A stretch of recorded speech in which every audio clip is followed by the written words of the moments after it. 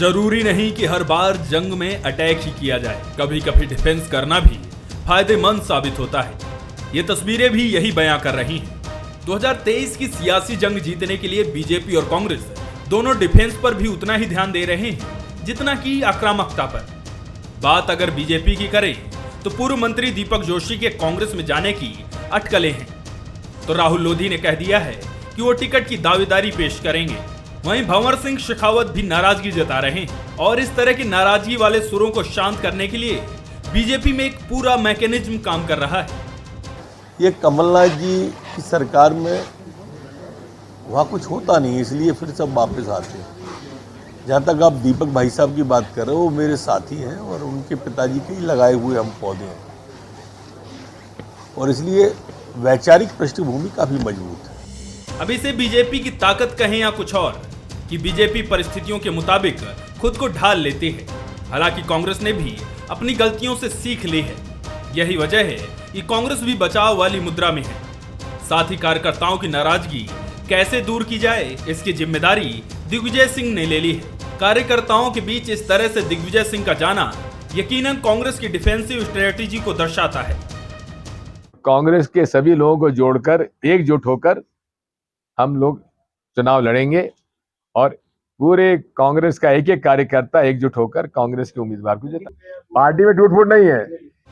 कुल मिलाकर दोनों ही दलों की कोशिश है पार्टी के भीतर उठ रहे नाराजगी भरे सुर को पार्टी के पक्ष में बुलंद आवाज में बदलने की है।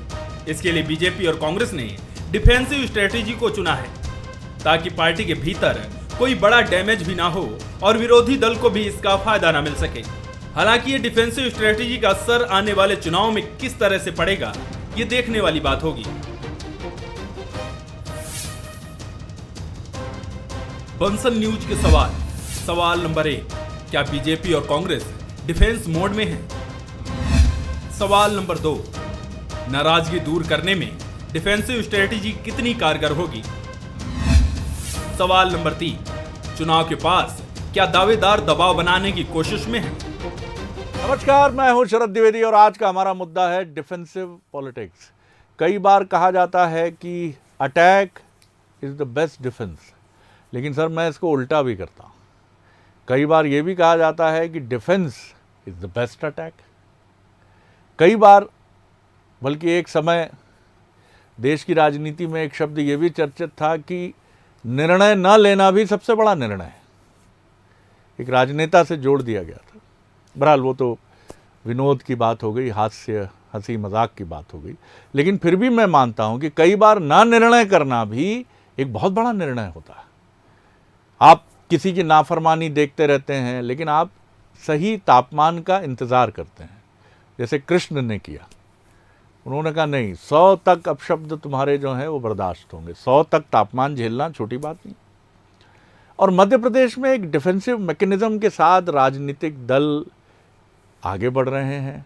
अभी आक्रमण की आप कह सकते हैं कि वो शैली, वो तरीका, जहां कांग्रेस हमलावर होने की कोशिश कर रही है, तो बीजेपी अपने डिफेंसिव मैकेनिज्म पर काम कर रही है। कैसे, किस तरह से, ये बहुत अभी अंदर अंदर जो इनके वॉर सेंटर्स और वॉर ग्रुप्स बन रहे हैं, इसको लेकर बहुत क्लैरिटी नहीं है अभी, लेकिन फिर भी इतना कहा जा सकता है कि ये मैकेनिज्म बहुत काम कर रहा है। आज समझेंगे इसी को, जानेंगे इसी को। जो मेहमान हमारे साथ हैं उनसे मिलिए। हमारे साथ हैं जय नागड़ा जी, वरिष्ठ पत्रकार हैं, राजनीतिक विश्लेषक हैं, बहुत स्वागत करता हूं। पंकज चतुर्वेदी जी हैं, बीजेपी के सीनियर लीडर हैं, मोटिवेशनल स्पीकर हैं और लेखक भी हैं। अब्बास हफीज़ साहब हैं, उपाध्यक्ष हैं और सोशल मीडिया के बहुत ही कारगर एक क्रिएटिव मेकर भी हैं, जो अपने वीडियोज़, अपनी पार्टी की रीति नीति को सोशल मीडिया के ज़रिए आगे बढ़ाते रहते हैं। उनका बहुत इस्तकबाल है। जय जी, आप किस तरह देखते हैं, जिस तरह अभी प्रदेश में राजनीति है, कांग्रेस धीरे धीरे एग्रेशन की तरफ बढ़ रही है और बीजेपी अपने मैकेनिज्म को, डिफेंस को मजबूत कर रही है, और ऐसा नहीं है कि कांग्रेस इस पर ध्यान नहीं दे रही है। अभी तक दोनों ही पार्टियों ने ऐसे लूप होल्स एक दूसरे को नहीं दिए हैं कि आप इसको पकड़ के बीजेपी को कटघरे में खड़ा करिए या बीजेपी एकदम से कांग्रेस को पकड़ ले। अभी भी आप देखते हैं कमोबेश मुद्दे वही हैं, कांग्रेस का वही पुराना राग है, सरकार गिरा दी, ये कर दिया, वो कर दिया। और बीजेपी का भी ये कहना है, दिग्विजय सिंह जी ये कहते रहते हैं कैसे भरोसा करें, क्या करें, ये है वो है। अभी आप कह सकते हैं कि वो अभी टेम्परेचर आया नहीं है चुनाव का, जिस तरह से एक आता है बयानों की गर्मी से स्टूडियो दहकने लगते हैं पलाश की तरह, वो समय अभी नहीं आया है। लेकिन फिर भी आप किस तरह देखते हैं अभी की मौजूदा समय की मध्य प्रदेश की राजनीति? शरद जी ऐसा कहते हैं कि जो सेना युद्ध के अभ्यास में जितना पसीना बहाती है, उसका युद्ध में खून कम रहता है। मुझे लगता है कि दोनों पार्टियां लगभग वो स्थिति में है कि अभी वो पसीना बहा रही हैं अपनी सेना को दुरुस्त करने में, अपनी नाराजगी को दूर करने में, और कैसे हम अपने लोगों को कम से कम दूर जाने से रोक सकें। ये चुनौतियां दोनों पार्टी में है। बीजेपी में अपना संतोष है, और ये भी सच है कि व्यक्तिगत महत्वाकांक्षाएं सबकी बड़ी हैं, और कई बार ये जो इम्पेशंस हो जाते हैं कि अभी नहीं तो फिर आपका मौका मिलेगा, तो वो स्थिति कहीं ना कहीं इस तरह की आती है। और ये व्यक्तिगत महत्वाकांक्षाएं अब राजनीतिक विचारधारा और ये चीजें कहीं ना कहीं थोड़ी सी हाशिए पे आ रही है। तो मुझे लगता है कि ये स्थिति से दोनों ही पार्टियां कहीं ना कहीं रूबरू हो रही हैं, और ये अच्छी बात है कि दोनों पार्टियों को अपनी तैयारी, पहले अपना घर ठीक कर ले, फिर हम बाद में दूसरे से लड़े। तो इसी रणनीति पर दोनों पार्टियां काम कर रही हैं, और अभी समय भी यही है कि इस समय पहले अपने आप को आप ठीक करें, अपने को मजबूत करें, और फिर आगे फिर जो होगा उससे निपटें। अब्बास हफीज साहब, आपकी या पंकज जी की भूमिका भिन्न है, इसलिए उसकी तुलना आपकी पार्टी के सीनियर लोगों से उसकी तुलना करना उचित नहीं होगा। लेकिन मुझे ये समझाइए कि कमलनाथ जी जितने शांत रहते हैं, वो प्रतिक्रिया नहीं देते हैं किसी भी मसले पर, किसी भी बिंदु पर, एकदम से एग्रेशन के साथ सामने नहीं आते हैं। जब ज़रूरत होती है तो ज़रूर आते हैं। शिवराज जी भी कुछ इसी भूमिका को चुनकर बढ़ते हैं। तो अभी जो तैयारियां चल रही हैं अंदर की, उन तैयारियों का खुलासा यहाँ तो जाहिर तौर पर आप नहीं करेंगे, लेकिन फिर भी अटैक और डिफेंस के किस संतुलन के बीच में कांग्रेस अभी खड़ी नज़र आती है? जी देखिए शरद जी, बहुत ही अच्छी आपने बात कही, और मुझे लगता है कि टर्मिनोलॉजी बहुत महत्वपूर्ण है। आज जितना वक्त बचा हुआ है चुनाव में, एक बैलेंस स्ट्रैटेजी हर राजनीतिक दल बना के चलता है, चाहे वो बीजेपी हो चाहे वो कांग्रेस हो। अटैकिंग मोड की स्ट्रैटेजी शायद आखिरी वक्त की होती है।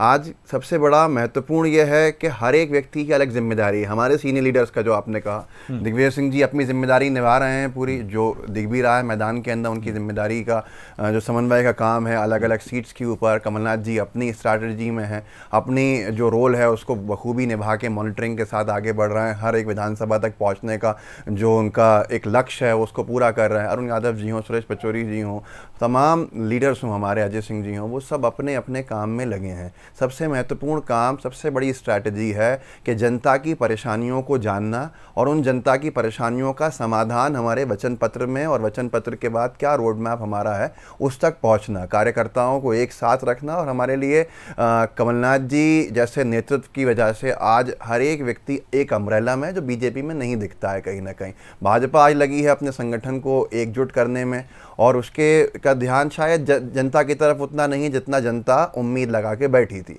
तो स्ट्रैटेजी बहुत स्पष्ट है, मध्य प्रदेश को नया सवेरा देना है। जो वचन वाली सरकार आई थी उसको दोबारा स्थापित करके और पूरे वचन पूरे करना मध्य प्रदेश की जनता के साथ, ये हमारी एक स्ट्रैटेजी जो साफ साफ दिखती है वो है। बाकी कई चीज़ों पे काम चल रहा है, कई ऐसी सीट्स हैं जिनके ऊपर माइनस प्लस बहुत मार्जिन कम रहा, और उसमें जहाँ मेहनत की ज़रूरत है उनके ऊपर भी अलग स्ट्रैटेजीज़ है। तो जाहिर सी बात है, चुनाव जैसे जैसे ज़माना बढ़ रहा है, चुनाव भी स्ट्रैटेजीज़ के ऊपर बहुत निर्भर कर गया है, और वो मॉडर्न एरा स्ट्रैटेजीज़ हैं जिनको आने वाले समय में आप जिनके परिणाम बहुत सारे देखेंगे। लेकिन सबसे एक पॉइंट जो महत्वपूर्ण है वो ये है कि आज जनता अपने हालात देख रही है। हमारी स्ट्रैटेजीज जो हैं वो हैं, इनकी जो हैं वो हैं, लेकिन जनता अकाउंटेबिलिटी की बात कर रही है कि इनकी अकाउंटेबिलिटी क्या थी, क्या 2 दशक में दिया, 2 दशक पे सवाल। इसी पर मैं बात करूंगा आपसे और पंकज जी से कि क्या चुनावी मसले होंगे जिन पर आप एक दूसरे पर अपने अपने बयानों की तोप के मुंह खोलने वाले हैं। जैसे जैसे अब बस ज़्यादा वक्त नहीं है, हालांकि मानसून जैसा ही लग रहा है, अभी का समय अच्छा नहीं है, ग्लोबल वार्मिंग है, लेकिन आगे हम उम्मीद करेंगे कि मानसून के बाद जो एक जंग शुरू होगी, लोकतंत्र की पवित्र जंग, उसमें जनहित के मुद्दे ही केंद्र में रहेंगे, बजाय ज़ुबानी जो जहरीलापन, माफ़ कीजिएगा ये शब्द भी कर्नाटक से आ ही गया है ज़ुबान पर, वो ना हो। पंकज जी, आप किस तरह देखते हैं? आपके यहाँ भी अभी मैंने देखा है कि नेता अभी फिर अंदर गए हैं रणनीति की तरफ। बीच में ज़रूर कुछ एग्रेशन दिखा, लेकिन अभी आपने भी शायद यही समझा है। शिवराज जी तो उसी शैली के हामी हैं, चुपचाप अपने काम में लगे रहते हैं, बिल्कुल होमवर्क में कोई कसर नहीं छोड़ते हैं। वो जो उनकी रैलीज़ हैं, जो उनके कार्यक्रम हैं, कोई चीज़ उनसे छूटती नहीं है। दिन हो रात हो डटे रहते हैं वो, और ज़्यादा बोलने से भी बचते हैं, कोशिश करते हैं कि मुद्दों पर, अपनी पार्टी कार्यक्रमों पर बात। किस तरह से बीजेपी खड़ी है अभी? जी सर जी, अकाउंटेबिलिटी की बात करी हमारे मित्र ने, तो भारतीय जनता पार्टी ने मध्य प्रदेश में जो विकास यात्रा लेकर गए जनता के बीच, मध्य प्रदेश की सरकार की जो विकास यात्रा थी, उसमें मध्य प्रदेश की सरकार ने पूरा अकाउंट जनता जनार्दन के सामने रखा। मध्य प्रदेश के एक एक गांव में ये यात्रा गई और सरकार के अधिकारी, भारतीय जनता पार्टी के जनप्रतिनिधि और भारतीय जनता पार्टी के बाकी कार्यकर्ता भी इस यात्रा का हिस्सा थे। और जहाँ स्पष्ट तौर पर जो अकाउंट था सरकार का, और शरद जी अपना पॉलिटिकल अकाउंट लेकर वही सरकार या वही पार्टी जा सकती है पब्लिकली, जिसने पब्लिकली कुछ किया हो। आप जनता के बीच जा रहे हैं तो वहाँ जैसे कांग्रेस का आरोप है वैसा संभव ही नहीं है। और इसीलिए हम लोग हमेशा कहते हैं कि भारतीय जनता पार्टी 3 बिंदु पर काम करती है, पहला विकास, दूसरा विकास और तीसरा भी विकास।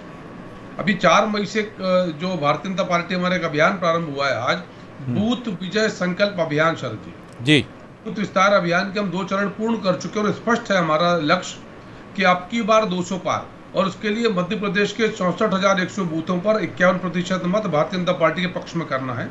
और सबसे अधिक ध्यान जो बूथ का हमारा डिजिटल फिजिकल था वो काम पूर्ण हो चुका। पूरे भारत ने मध्य प्रदेश भारतीय जनता पार्टी के इस मॉडल को उतारा। हमारे प्रदेश अध्यक्ष विष्णु शर्मा जी साधुवाद के पात्र हैं, प्रशंसा के पात्र हैं कि उनके नेतृत्व में भारतीय जनता पार्टी ने को नया प्रतिमान स्थापित किया, जिसका मॉडल, जिसकी कॉपी पूरे देश का बीजेपी संगठन कर रहा है। पहले कुशवाहा ठाकरे जी का मॉडल था जो आजीवन संस्था अभियान के रूप में चला। तो मध्य प्रदेश एक ऐसा राज्य है भारतीय जनता पार्टी पक्ष की ओर से जो कुछ ना कुछ विशिष्ट और विलक्षण करता है संगठन के स्तर पर, जिसको पूरे देश में सराहा जाता है और बाकी लोग कॉपी करते हैं। तो और जहां तक विकास के विषय चल रही, तो हम तो स्पष्ट लक्ष्य लेकर चल रहे हैं कि 2003 का मध्य प्रदेश, 2023 का मध्य प्रदेश, वो मध्य प्रदेश जहाँ 11,000 प्रति व्यक्ति आए थे, अब 1,40,000 प्रति व्यक्ति आए। वो मध्य प्रदेश जहाँ सड़क, बिजली, पानी विषय हुआ करते थे, वो विषय समाप्त हो गए। वो मध्य प्रदेश जहाँ ओवरड्राफ्ट हुआ करता था, वो मध्य प्रदेश जहाँ बिजली असमय काटी जाती थी, वो मध्य प्रदेश जहाँ गड्ढे आते थे, लोग कहते अरे मध्य प्रदेश आ गया सड़कों के विषय में। वो मध्य प्रदेश जहाँ कर्मचारियों की तनख्वाह के लाले होते थे, वो मध्य प्रदेश जहाँ कर्ज का बोझ था। जी जी, ये तमाम सारे बिंदु शरद जी हैं और यही अकाउंट है जो हमने जनता के सामने रखा है, और आशा करते हैं कि जनता का आशीर्वाद और समर्थन इस अकाउंट को मिलेगा और अकाउंट अप्रूव होगा, पास होगा। जी जी, शुभकामनाएं इसके लिए बीजेपी को भी और कांग्रेस को भी। जय जी, मुझे जरा थोड़ा समझाइए। निश्चित तौर पर अभी ये पार्टियां दोनों जो हैं एक मैकेनिज्म तैयार कर रही हैं प्रचार रणनीति का। अभी वो भी स्पष्ट होगा, थोड़ा समय लगेगा। लेकिन मैं 2014 के एक ज़बरदस्त कैंपेन की बात करूं, जिसको उस समय के प्रधानमंत्री पद के उम्मीदवार और 2 टर्म के अब प्रधानमंत्री नरेंद्र मोदी जी के लिए तैयार किया गया था। उस कैंपेन में अगर उसके सबसे सुनहरे नारे को आप देखेंगे कि अच्छे दिन आने वाले हैं, उसमें नकारात्मकता नहीं थी, एक सकारात्मक ध्वनि थी कि आप हम पर भरोसा करेंगे तो हम आपके लिए अच्छे दिनों का वायदा करते हैं। और मैंने भी एक पत्रकारिता के विद्यार्थी के नाते जितना पढ़ा और समझा कि आपका चुनाव का कैंपेन जितना सकारात्मक होगा वो जनता के मन में उतना जाएगा। जितना आप उसमें नकारात्मकता, विद्रूपता और कड़वापन, कड़वाहट, व्यक्तिगत आरोप प्रत्यारोप भरते हैं तो मीडिया की सुर्खी और सभाओं में ताली पिटवा लेंगे आप, लेकिन ये कैंपेन आपको आगे ले जाएगा, ये चुनौती बनती है। इसको देखते हुए आपको क्या लगता है? जैसे कर्नाटक में अभी हम देख रहे हैं कि तमाम रंग हमको वहां नजर आ रहे हैं। जी शरद जी, ये निश्चित रूप से जो भारतीय जनमानस है वो शालीनता पसंद करता है, और इस तरह के आरोप प्रत्यारोपों को मैं कई बार आपको उदाहरण दे चुका हूं कि खंडवा की राजनीति में जब कुशाभाऊ ठाकरे जी खंडवा में चुनाव लड़े थे और सामने शिवकुमार सिंह उनके कांग्रेस के कैंडिडेट थे, और एक दृश्य मेरे मानस में आज भी, जबकि मैं उस समय स्कूल का विद्यार्थी था, कि अचानक से बारिश आई, ठाकरे जी भाषण दे रहे थे। वो एक कार्यक्रम था सभी प्रत्याशी एक मंच पर, तो ठाकरे जी भाषण दे रहे थे, शिवकुमार सिंह जी बाजू में बैठे थे। जैसे ही बारिश आई, शिवकुमार सिंह जी छाता लेकर के पूरे समय खड़े रहे, और ये दृश्य बहुत सुकून देने वाला। वाह। लेकिन क्या आज का ये दृश्य जो है, जिस तरह के बिरले मिलते हैं और दोनों के प्रति एक आदर भाव के साथ में चीजें लोग, लेकिन अब जिस तरह से भाषा शैली हो रही है, जिस तरह के आरोप प्रत्यारोप हो रहे हैं, वो मुझे लगता है कि उन दिनों से बहुत अलग है। तो निश्चित रूप से हम शालीनता पसंद करते हैं, अच्छे संवाद पसंद करते हैं, अच्छे बयान। लेकिन दूसरी बात ये भी मैं क्षमा चाहूंगा पंकज जी से, देखिए आपने अपना रिपोर्ट कार्ड निकालने के लिए गांव में यात्राएं निकाली, लेकिन ये भी सच है कि बहुत जगह पर विधायकों को व्यक्तिगत तौर पर बड़ा विरोध करना पड़ा। दरअसल विकास की यदि मैं बात करूं तो इसमें आप जितनी आप दावे करते हैं और जो जमीनी हकीकत होते हैं, जब उसमें फर्क आता है तो लोगों की नाराजगी सामने आती है। और कई जगह हुआ, ये तो जय जी इनके लिए सकारात्मक फीडबैक रहा। जहां जहां से इस तरह की घटनाएं आई, इसमें नकारात्मकता ढूंढने के बजाय अगर पार्टी सकारात्मक पक्ष उसका देखेगी, और निश्चित तौर पर मुझे लगता है कि सुधार की गुंजाइश है। जी जी, तो अभी उनके पास समय है कि वो उसको चीजों को ठीक कर सकती हैं। तो मुझे लगता है कि जाना चाहिए पब्लिक के बीच में, लेकिन ये ओवर कॉन्फिडेंस भी ठीक नहीं। तो मुझे लगता है कि लोगों के मानस को भी समझना पड़ेगा, बीजेपी को वहां भी तैयारी करनी पड़ेगी कि कहां पर लोगों की, जनप्रतिनिधियों की और जनता के बीच में दूरियां बन रही है, या जनता की मांगे क्या है और हमने उनको दिया क्या है। कि दोनों के बीच में भी एक कहीं संतुलन की जरूरत है। बिल्कुल आपने ठीक कहा। अब्बास हफीज साहब, मैं भी लगे हाथों एक दो बातें कह देता हूँ। कैलाश जोशी जी का जब मैंने इंटरव्यू किया था, मध्य प्रदेश के पूर्व मुख्यमंत्री और मध्य प्रदेश की राजनीति के संत, उन्होंने कहा हम साइकिल से चुनाव प्रचार करते थे, अर्ली 70s की बात है, और कई बार आमने सामने हो जाते थे। तो अगर उम्र में हमसे छोटा है, हम जनसंघ के प्रत्याशी हैं, सामने वाला कांग्रेस का प्रत्याशी उम्र में छोटा है, तो बड़ी चतुराई दिखाते हुए और शिष्टाचार भी, वो हमारे पैर छू के हमसे अपेक्षा रखता था कि हम विजयी भाव का आशीर्वाद दें। तो हम आशीर्वाद तो देते थे कि बढ़िया तरक्की करिए, आगे बढ़िए, लेकिन चुनाव में विजयी भाव हो ऐसा बोलने से बच जाते थे। आज अगर मल्लिकार्जुन खड़गे जी को हम ये दिखाएं, और बीजेपी के भी ऐसे नेता या दूसरे दलों के भी, माफ़ कीजिएगा, मिल ही जाएंगे कि जिनके कई बार ऐसा नहीं है कि इसमें कोई दूध का धुला है, लेकिन क्या ये ठाकरे जी का उदाहरण कि कांग्रेस के प्रत्याशी छाता लेकर पूरे समय खड़े हैं अपने प्रतिद्वंदी के जो उनसे चुनाव लड़ रहा है, क्या इतना बदल गया इंसान? देख तेरे संसार की हालत क्या हो गई भगवान जी। देखिए शरद जी, मुझे लगता है कि अगर इसका रूट कॉज तलाशने की कोशिश की जाएगी तो फिर बहुत सारे लोगों के चेहरे उसमें उतर जाएंगे। 2014 के बाद से ये चीज़ राजनीतिक विद्वेष की बहुत बढ़ गई। उससे पहले सोनिया गांधी जी को क्या कुछ नहीं कहा गया, राहुल जी को क्या कुछ नहीं कहा गया। कांग्रेस ने कभी विंडिक्टिव पॉलिटिक्स की तरफ अपना रुख नहीं किया। तो ये क्या इसकी वजह रही है वो हम सब जानते हैं। किसी के अपने अलग आकलन हैं, मेरे अपने अलग आकलन हैं, हर एक व्यक्ति इसके स्वतंत्र है। पर उस जगह पे दोबारा पहुंचना और पहुंचाना हम सबकी जिम्मेदारी है कि हम वहां वापस पहुंचें, और उम्मीद है कि आगे एक अच्छी सुबह आएगी। लेकिन सबसे बड़ा विषय यह है कि आज की तारीख के अंदर मध्य प्रदेश में इस तरह की चीज़ें अगर हो रही हैं तो उसके लिए ज़िम्मेदार कौन है, और उसके लिए ज़िम्मेदार जो लोग हैं उनको सही करनी चाहिए। कुछ जिम्मेदारी हमारी होगी, कुछ इनकी होगी, और आज आपके संदेश जो हैं वो सब तक पहुंचेगा।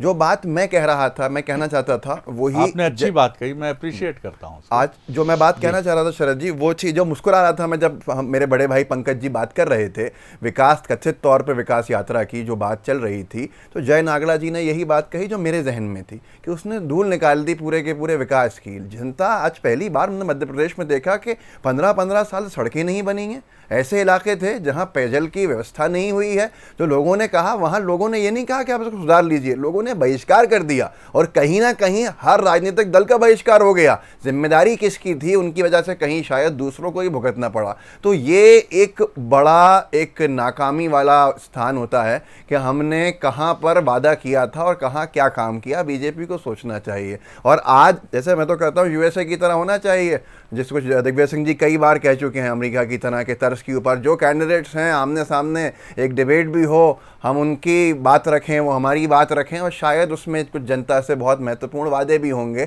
और उस पर अकाउंटेबिलिटी भी बढ़ जाएगी। अकाउंटेबिलिटी सबसे महत्वपूर्ण है, जो शायद कहीं ना कहीं कमी रह गई है उसकी, और हम उसी के ऊपर काम करेंगे आगे भी। कमलनाथ जी का चेहरा अकाउंटेबल चेहरा है और अकाउंटेबिलिटी की परिभाषा को बताता है, जिन्होंने हर 1 महीने, 6 महीने, 1 साल के बाद पत्रकार वार्ता करके अपनी सरकार का हिसाब किताब देने का काम किया था। पंकज जी, एक खुलासा तो कर दिया अब्बास हफीज साहब ने कांग्रेस की तरफ से कि वो अपने नेता का चेहरा ये दावा करते हुए चुनाव में पेश करेंगे अपनी प्रचार सामग्री में भी, ऐसा प्रतीत होता है। मैं नहीं कह सकता कि मैं एकदम सही निष्कर्ष तक पहुंचा हूं, लेकिन जैसा उन्होंने कहा कि जवाबदेह राजनेता और जवाबदेही की राजनीति, इस तरह के किसी स्लोगन के साथ सामने आ सकते हैं।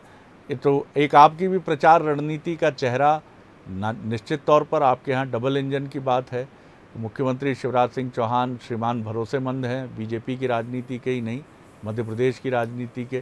फिर नरेंद्र मोदी जी प्रधानमंत्री, उनका भी चेहरा है, जैसा उत्तर प्रदेश में रहा और बहुत बढ़िया काम हुआ, गुजरात में भी बहुत उनका चेहरा, जो उनका गृह राज्य। बहरहाल क्या कहेंगे आप? जी देखिए शरद जी, कांग्रेस जरूर क्लेम कर रही है कि कमलनाथ जी एक अकाउंटेबल फेस हो सकते हैं। कांग्रेस का सेल्फ क्लेम है। पब्लिक डोमेन में कितने काउंटेबल हैं ये तो जनता ने 28 सीटों को चुनाव में एस्टैब्लिश कर दिया, जनता ही तय करेगी। जी, तो पब्लिकली काउंटेबल आप हैं या नहीं, ये सबसे बड़ा सब्जेक्ट है। जय जी ने जो बात कही, जय जी, उस यात्रा का उद्देश्य ये था कि जो आपके श्रेष्ठ कार्य हैं उनमें त्रुटि सुधार करके उसको सर्वश्रेष्ठ बनाना। यात्रा इसीलिए करी थी। पर क्या मध्य प्रदेश के 230 विधानसभा क्षेत्रों में हर जगह ऐसी स्थिति बनी? क्या नहीं बनी? जहां कहीं जनमानस के आधार पर जनता जनार्दन को कमी लगी तो अपने प्रतिनिधि से तो कहेगी। वो यात्रा का उद्देश्य ही ये था कि त्रुटि सुधार करना, जहां कुछ कमी शेष रही, जो श्रेष्ठ कार्य करने का प्रयास था उसको सर्वश्रेष्ठ करे। तो जो उद्देश्य था वो उस उद्देश्य जय जी उस यात्रा का पूर्ण हुआ। और इसीलिए मैंने आग्रह किया कि हम साहस के साथ क्यों जा पाए, क्योंकि बहुत सारी उपलब्धियों के जो पदक थे वो भारतीय जनता पार्टी की सरकार के साथ थे। मैंने उदाहरण गिनाया।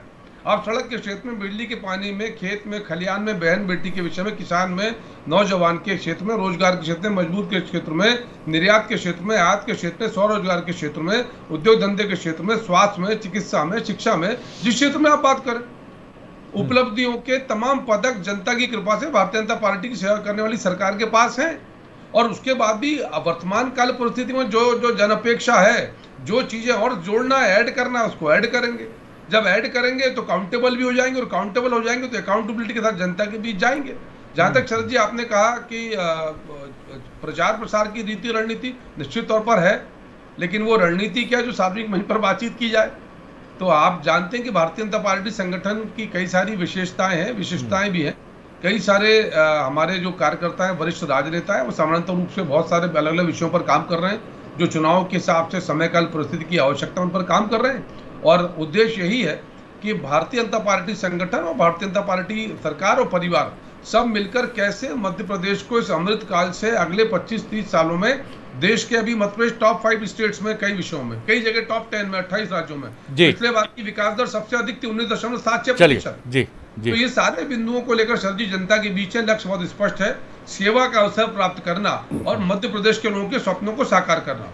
बोल लीजिए। बात मैं यही कह रहा था कि देखिए, ये सब बातें जब मंच पे होंगी, चुनावी मंच पे, तो जनता खुद आकलन कर लेगी। बड़ी जागरूक जनता। स्वास्थ्य की बात करते हैं, एम्बुलेंस की जो मौजूदगी नहीं है पूरे प्रदेश में, तो ठेलों के ऊपर धगाते हुए मरीजों के परिजन ले जाते हुए हर रोज दिखते हैं। दूसरी आपने शिक्षा की बात कर रहे हैं, आप लोग किस मुंह से बात करेंगे? शिक्षा की बात में सबसे ज्यादा स्कूल आपने बंद कर दिए, तो ये झूठ नहीं बोलने से काम चलेगा। रणनीति जनता तय करेगी, वो जनता तय करेगी। ये आपका भी अधिकार है कि आप ये विषय उठाएं, और पंकज जी जो सत्ताधारी दल के प्रतिनिधि हैं, ये उनका भी अधिकार है, और बिल्कुल प्रामाणिक अधिकार है कि आप दोनों जनता के सामने अपना रिपोर्ट कार्ड रखें।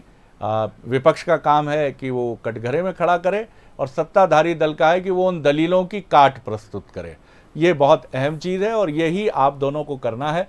बहुत कम वक्त है मेरे पास। जय जी, अनिल माधव दवे जी, स्वर्गीय केंद्रीय मंत्री, मध्य प्रदेश के बड़े नेता, वो हमेशा कहते थे, जब उनसे एक बार हमारी चर्चा हुई कैमरे के सामने, उन्होंने कहा सबसे अच्छा चुनावी कैंपेन वो है जिसमें बुजुर्ग, बच्चों और महिलाओं को लेकर कोई भी अभद्र टिप्पणी ना हो। भारतीय जनता पार्टी इसका ध्यान रखती है, लेकिन मुझे लगता है कि ये गोल्डन रूल हर राजनीतिक दल के लिए शाश्वत है। निश्चित रूप से शरद जी, जैसा मैंने पहले भी कहा कि मध्य प्रदेश में आज भी हम लोग एक शालीन और एक अच्छे व्यवहार और अच्छी भाषा को सम्मान करते हैं। और ये अभी कम से कम अच्छी बात है कि दोनों ही पार्टी के जो शीर्ष नेतृत्व हैं, चाहे मैं शिवराज जी की बात करूं या कमलनाथ जी या दिग्विजय सिंह जी की, ये भाषा के स्तर पे इन्होंने कभी अपना स्तर नहीं करने दिया। और मैं एक छोटा सा आपको और किस्सा बताऊं। मैं तो ये कैलाश विजयवर्गीय जी ने एक दिन किस्सा बताया था, बंगाल के चुनाव में वो प्रभारी थे और दिग्विजय सिंह जी भी गए थे। तो वो ये मुझे कैलाश जी ने ये बात कही कि बोले हमारे यहाँ कितने अच्छे रिश्ते हैं कि कहीं एक शादी में जाना था, बोले कैलाश जी, बोले मुझे भी जाना था, दिग्विजय सिंह जी, तो दिग्विजय सिंह जी उनको कलाकार बोलते हैं, बोले कलाकार शाम को चलेंगे साथ में। बोले मैं बंगाल में तो कल्पना भी नहीं कर सकता कि दो विपक्ष के लोग इस तरह की चीजें, तो बोले हमारी लड़ाई अपनी जगह, लेकिन ये सौजन्यता, और मुझे लगता है ये बिल्कुल। सौजन्यता देखना अच्छा लगता है तो सबको। हम अच्छा तो ये उम्मीद करेंगे कि 2024 के पहले मध्य प्रदेश एक रोल मॉडल बनकर सामने आए चुनाव प्रचार के लिए, और उसके लिए अब्बास हफीज साहब और पंकज चतुर्वेदी जी की जो भद्र टिप्पणियां होती हैं वो भी एक रोल मॉडल होती हैं कि इस पूरी डिबेट में कोई कड़वी बात नहीं थी। और जय जी, आपने भी उसी भूमिका का बहुत निष्पक्षता से निर्वाह किया। बहुत शुक्रिया आप तीनों मेहमानों का। आगे देखिए छत्तीसगढ़ आज का मुद्दा। तोगड़िया जी को भूपेश सरकार का कामकाज पसंद है। नमस्कार।